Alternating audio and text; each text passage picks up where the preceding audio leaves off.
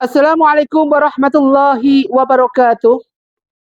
Alhamdulillahirabbil alamin wassalatu wassalamu ala asrofil mursalin wa ala alihi wa sahbihi ajma'in. A'udzubillahi minasyaitonir rajim. Bismillahirrahmanirrahim. Qul ya ayyuhal kafirun la a'budu ma ta'budun wa la antum 'abiduna ma a'budu wa la ana 'abidu ma 'abadtum. Wala antum abiduna ma a'bud lakum dinukum waliyadin. Sadaqallahu azim, sadaqallahu ala Rasulillah sallallahu alaihi wasallam. Pertama, mari kita panjatkan, senantiasa kita selalu panjatkan rasa puji syukur kita pada Allah Subhanahu wa taala. Salawat dan salam mari kita haturkan pada junjungan kita Nabi Muhammadin sallallahu alaihi wasallam agar syafaat beliau senantiasa diberikan kepada kita khususnya dan keluarga kita, sehingga kita jadikan sebagai umat baginda Rasulullah SAW yang nanti mendapatkan syafaat daripada beliau nantinya. Amin ya robbal alamin. Ma'asyiral muslimin muslimat, jamaah pencerahan bimbingan amalan yang Ustaz muliakan. Sering kita mendengar dengan adanya yaitu dosa besar. Dosa besar di sini adalah dosa di mana ada dosa kecil dan dosa besar. Dosa kecil masih bisa diampuni, sedangkan dosa besar adalah tidak akan diampuni oleh Allah Subhanahu wa taala. Ada salah satu riwayat mengatakan dosa besar maksudnya akan diampuni oleh Allah Subhanahu wa taala dengan sekali taubatan nasuhah, taubat sebenar-benarnya taubat. Ini riwayat mengatakan seperti ini. Namun demikian, kita perlu kaji dengan adanya beberapa dosa besar ini. Merupakan suatu dosa di mana jika kita lakukan, maka terputuslah hubungan kita pada Allah Subhanahu wa taala. Qul wallahu ahad, Allahus samad, lam yalid wa lam yulad wa lam yakul lahu kufuwan ahad.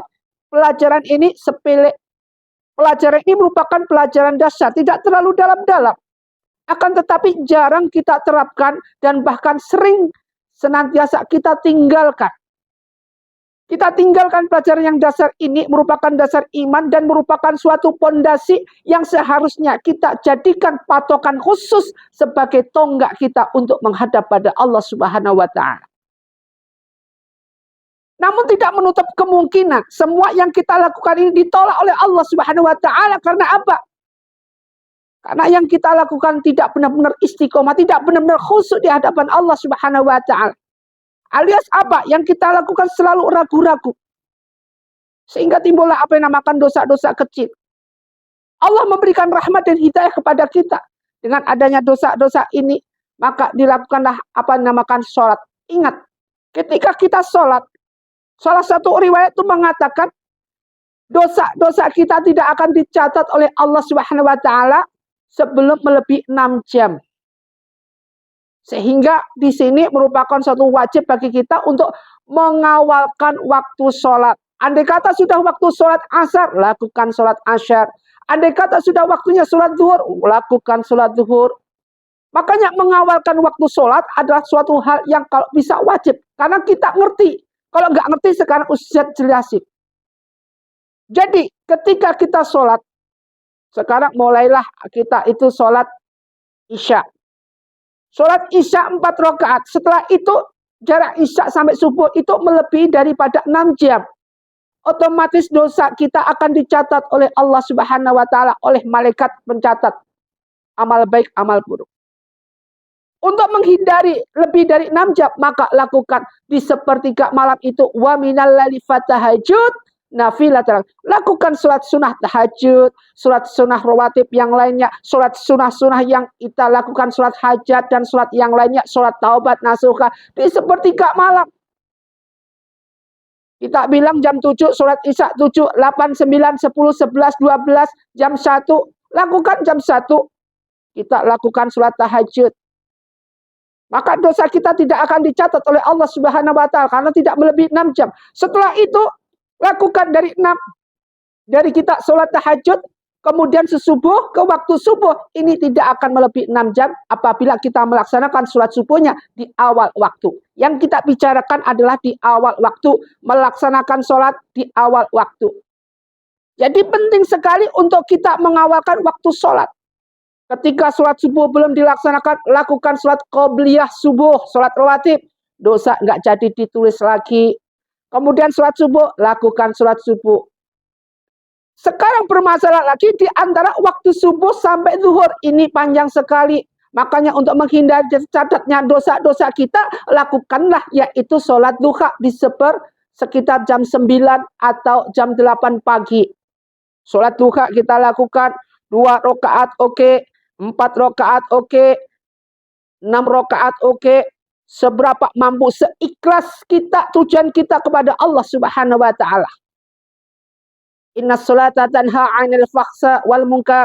Karena sholat itu mencegah dari perbuatan keji dan mungkar.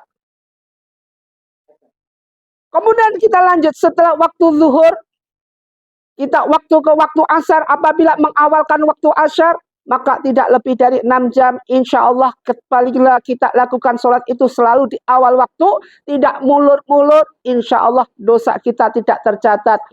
Asar ke maghrib waktunya sempit, insya Allah tidak akan tercatat. Maghrib ke isya tidak akan tercatat. Inilah fungsinya agar setiap hari dosa-dosa kita tidak dicatat oleh Allah Subhanahu wa Ta'ala. Tidak jadikan masuk dalam suatu kitab, catatan kitab amal. Catatan amal-amal yang membuatkan yaitu amalan-amalan dosa. Pahala tetap ditulis oleh Allah Subhanahu wa Ta'ala.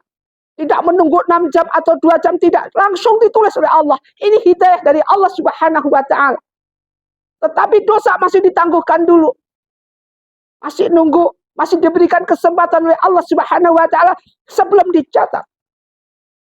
Inilah rahmat yang Allah berikan kepada hambanya. Namun hambanya tidak mengerti sama sekali apa yang Allah harapkan buat hambanya.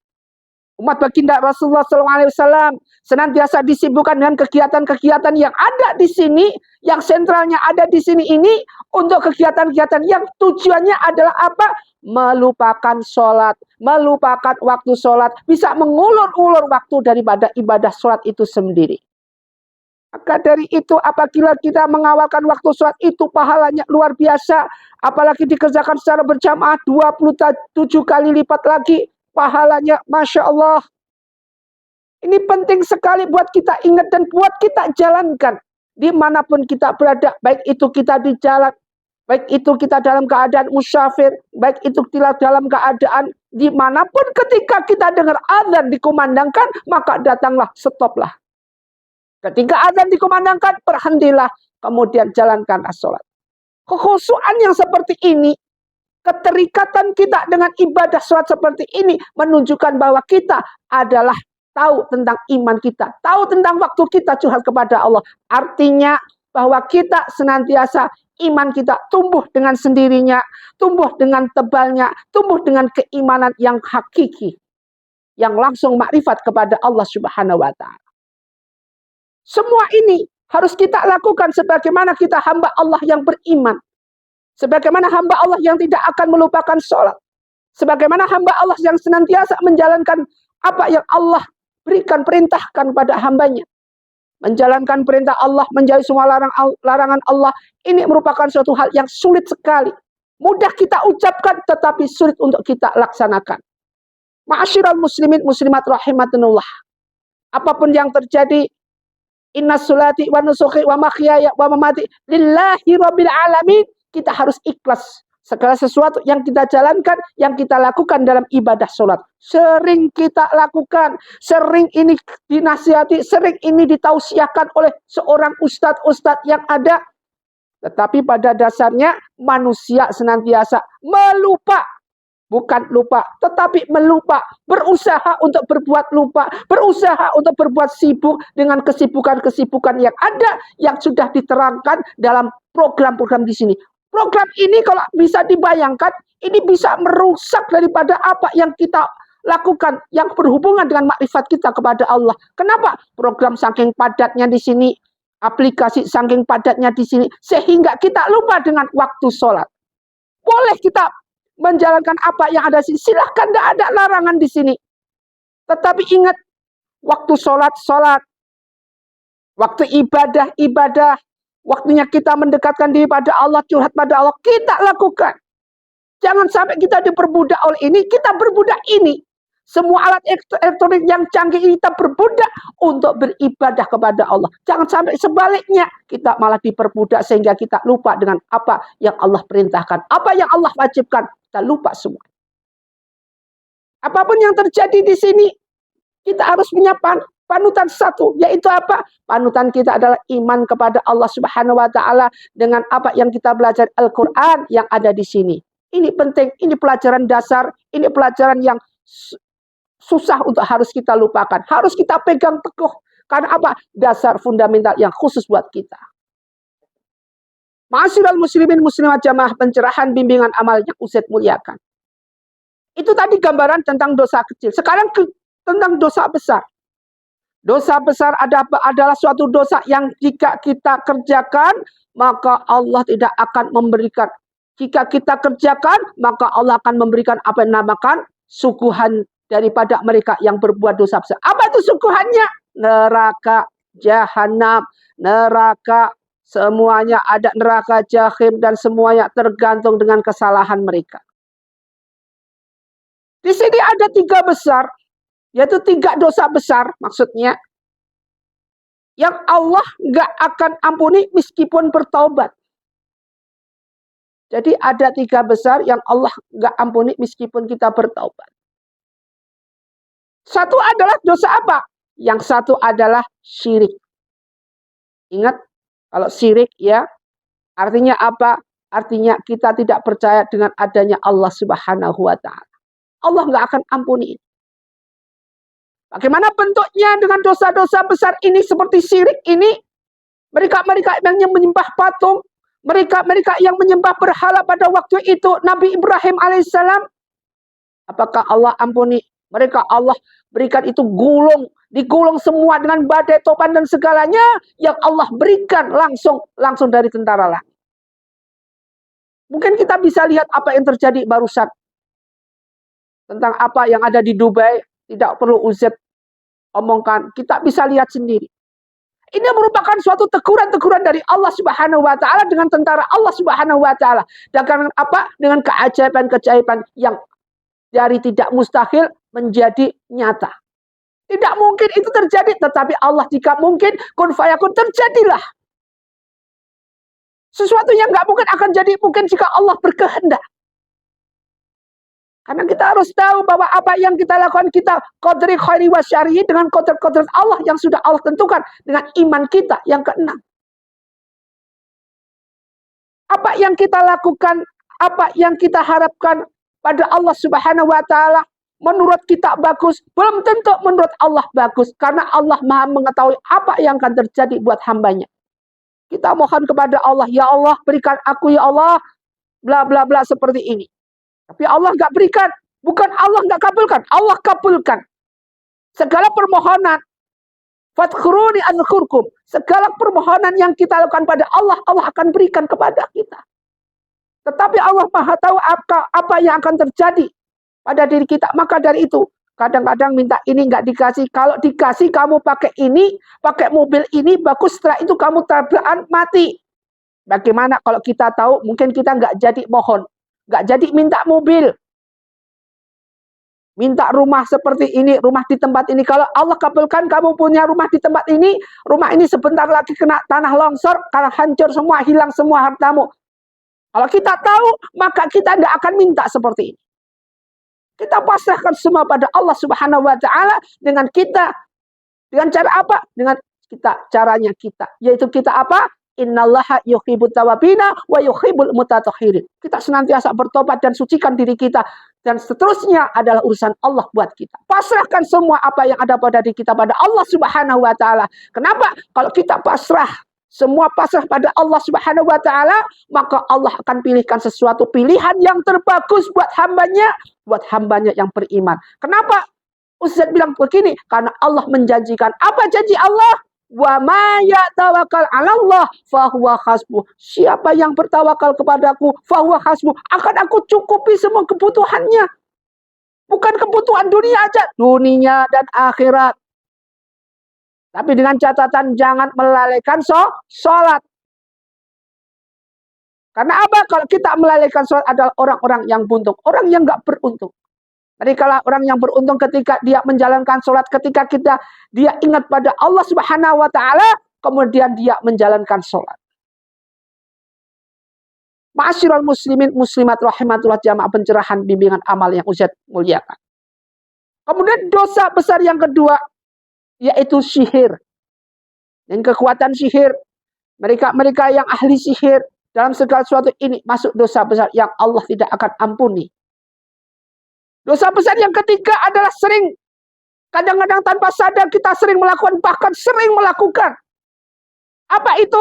Memakan harta anak yatim. Disebutkan dalam surat Al-Ma'un, ara'aital ladzi yukadzibu bihi, tahukah kamu siapa yang mendustakan agama?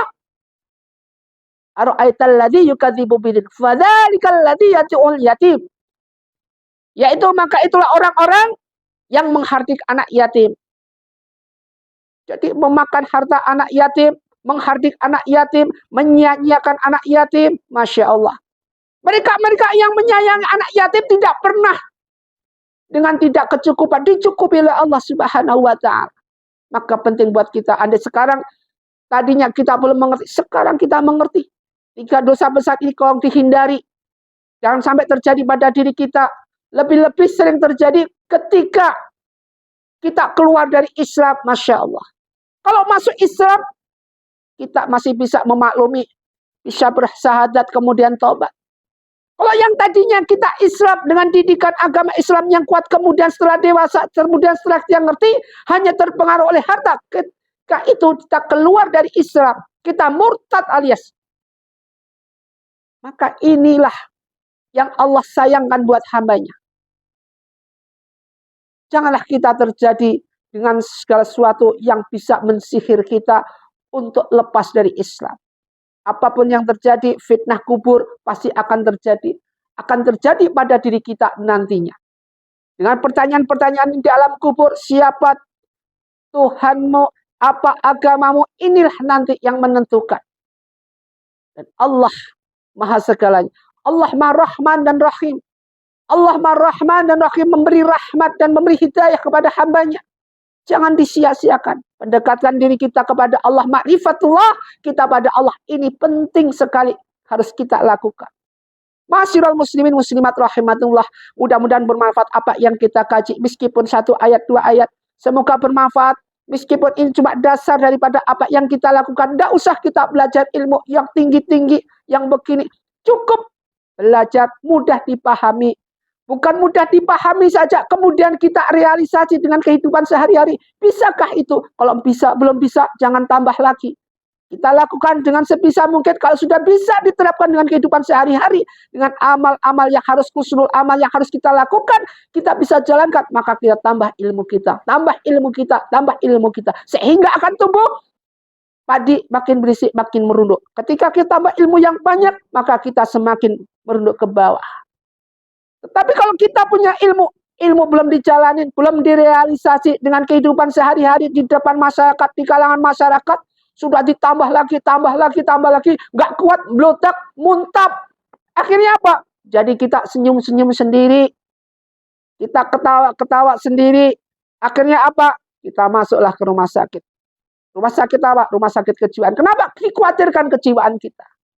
Kan karena ilmunya. Karena apa? Ketika kita menerima ilmu, tidak ikhlas, tidak ridho di hadapan Allah Subhanahu wa Ta'ala, belum kita realisasi dengan kehidupan sehari-hari di dalam masyarakat, di kalangan apapun, udah tambah lagi, nggak kuat, dipaksain. Masya Allah. Ma'asyiral muslimin muslimat rahimatullah, dimuliakan Allah. Mudah-mudahan apa yang kita kaji ini bermanfaat, meskipun 1 ayat tiap hari 1 ayat, setiap hari 1 ayat, bermanfaat buat kita. Dan semoga kita jadikan hamba Allah husnul khatimah ahli ibadah. Usikum wa nafsi bittaqwallah. Wassalamualaikum warahmatullahi wabarakatuh.